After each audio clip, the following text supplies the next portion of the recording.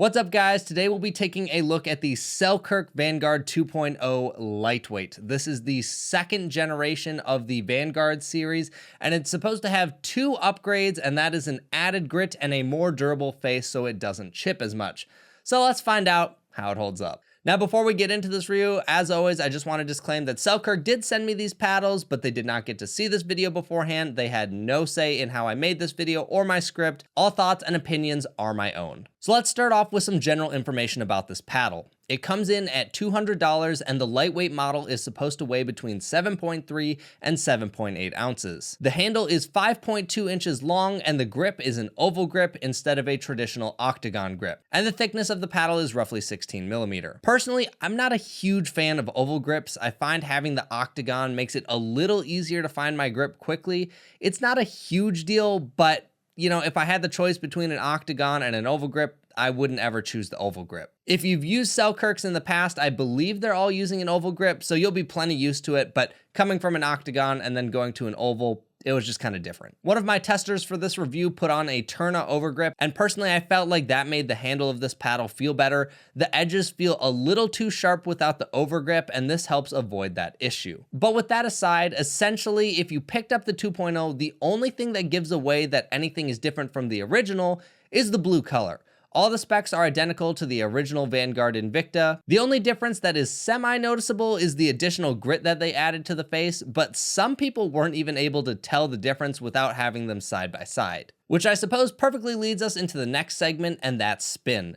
The original Invikta did very poorly in my big spin test video. It ranked 6th from last amongst 30 different paddles. For your own reference, I found that high tier spin paddles come in around 1500 plus, and 13 to 1400 is quite good spin, and then anything below 1200 is a very minimal amount of spin. Then the Vanguard 2.0 came out and claimed to have a new textured surface to help fix this issue. Unfortunately, after testing, they really didn't improve it much. First, if you feel the surface with your hand, it really does not feel much more gritty than the original. There really isn't much of any texture on the original when you compare it to something like Electrum, Engage, Carbon, or even the Selkirk Amped line. With the 2.0, you can feel that there is a little bit more grit, but it's still nothing comparable to a lot of the other high-end spin paddles. So let's get into the actual numbers. I had myself and Susanna Barr both do the test because she plays with a Maxima 1.0, and when she came to visit, she also had the Maxima 2.0 with her. Her result for the 1.0 was 1005 RPM and 1155 RPM for the Maxima 2.0.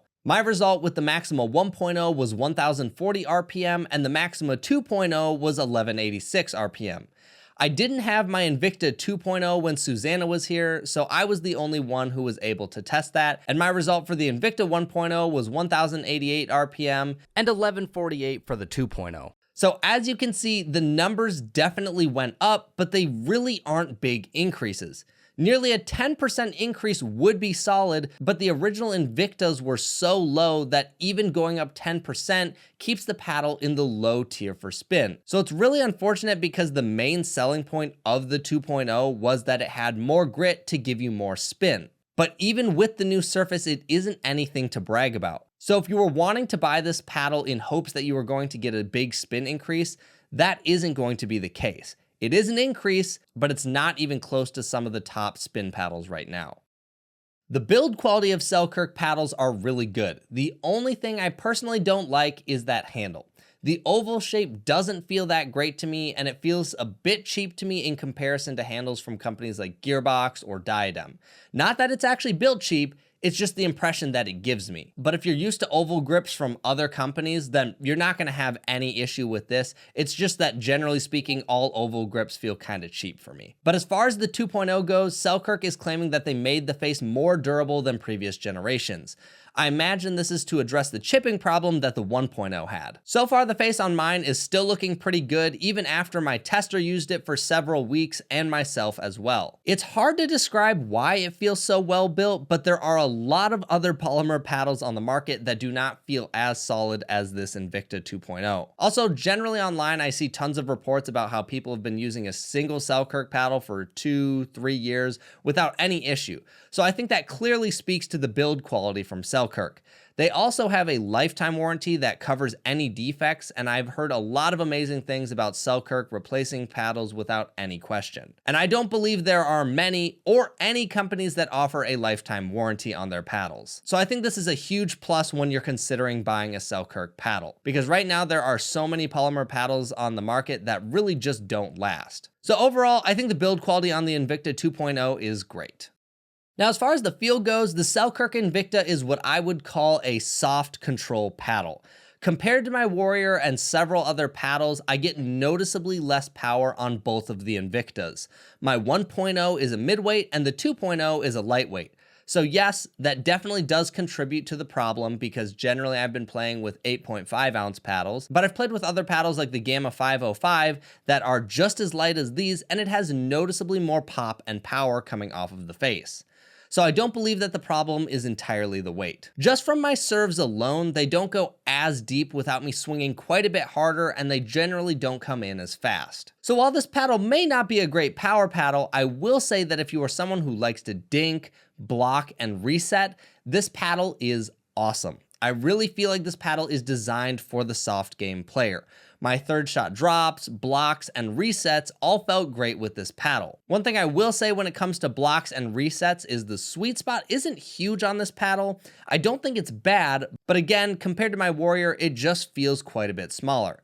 If the ball hits off center near the sides, bottom, or top, the ball tends to die or not go very far. On my Warrior, it feels like it has enough pop even for off-center shots to still go over. Though, to be honest, I think the Warrior has a bit of an abnormal or larger sweet spot than average, so if you're used to Selkirk or other paddles, you might not even feel like this is an issue, but it is something that was noticeable to me coming from the Warrior. So it's not a small sweet spot, but it's also not huge. My biggest complaint so far has been drives. The lack of spin and power really made it feel like I couldn't drive the ball like I wanted to.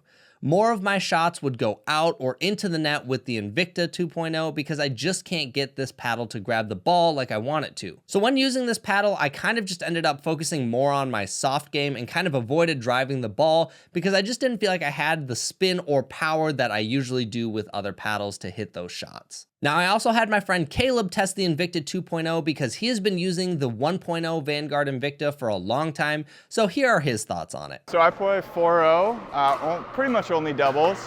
Before my recent switch to the Warrior, I played with the Vanguard Selkirk Invikta, the 1.0 version. I would say if you love the Vanguard, this is definitely a good switch if you're looking to upgrade.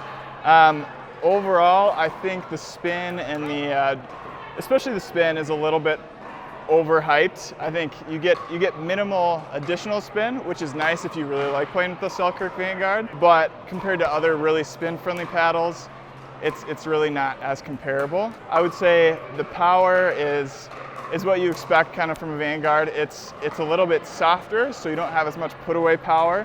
But you do have the immense control that you like. If you really like the feel of the original Vanguard paddles, it also has that exceptional feel where you can really feel like you got the ball on your paddle and you can kind of move it around the court as you want. I think if you compare it to the original, I think you might have a little bit more consistency off the face. I think especially with dinking, I had less dead spots when I was dinking with this compared to my midweight Selkirk Invicta, which is nice. It's not a world of difference, but it is a nice plus if you're going to upgrade for sure. Yeah, so I recently switched to the Diadem Warrior. I think the big plus for me was the spin and also the consistency on resets off the face. I think with my Vanguard Invikta, it was, if you didn't catch it right in the middle on a reset, it wasn't going over.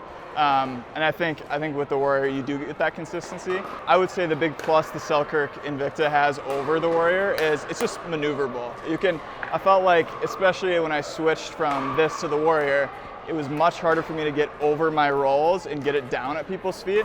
I think that takes an adjustment period, but I think definitely, especially the lightweight version, you can do that a lot quicker and a lot more consistent than you can with kind of the heavier paddle of the Warrior. So overall, the Invicta 2.0 is a nice paddle if you love the soft game. If you're a banger or someone who likes to put spin on the ball, this paddle is definitely not for you.